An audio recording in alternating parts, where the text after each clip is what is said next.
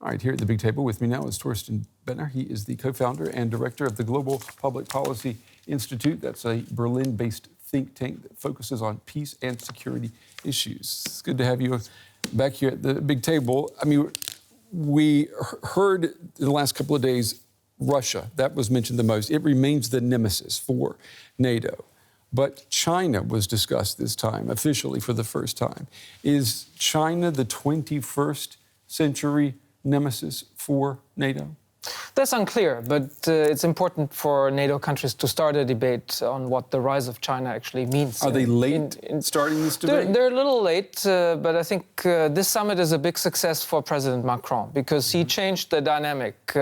Without his somewhat brutish intervention on brain death of NATO, this would have been another Trump show exclusively. Everybody around the table and Trump asking them, have you paid up already? This would have been the dynamic. Right now, the dynamic, because of Macron's intervention, was totally different. On the one hand, he got Trump to actually say, I like NATO, because just to be in opposition to Macron. And on the other hand, Macron also got his wishes to actually have a political debate. What are NATO's antagonists? What about Russia? What about China? What about terrorism?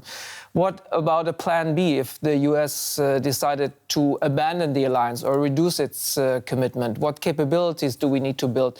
And Macron very much pushed this debate. And in the end, if you look at the summit declaration, he got his will. There'll be a high-level reflection group, hopefully not composed of brain-dead individuals that will go through these issues. But it sounds like you're saying, Thorsten, though, that Macron has succeeded where almost everyone else has failed in getting into the mind of Donald Trump and knows what buttons to push to get the output that you want. At least he pushed a button, and I mean, what comes out is mostly random, but at least he got some interesting outcomes. But more importantly, beyond the facade, I think the alliance is now starting a political debate, not just a debate on the 2% goal. That's important. Countries like Germany, they need to kind of shape up, but it's the quality of the contribution that counts.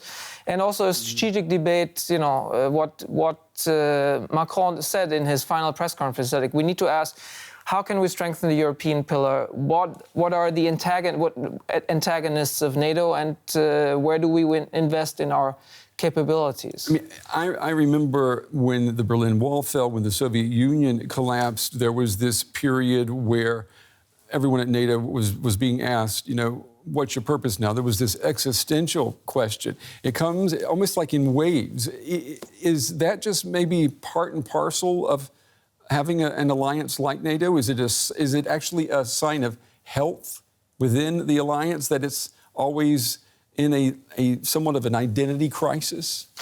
At least it's dealing, it's asking fundamental questions. And Macron pushed this, and I think that's vital, because just reaffirming that NATO is important for us, what Angela Merkel, for example, did, is not the answer. We need to think strategically, also in terms of what is a plan B if American extended deterrence, for example, would no longer be sufficient to also cover Europe. Okay.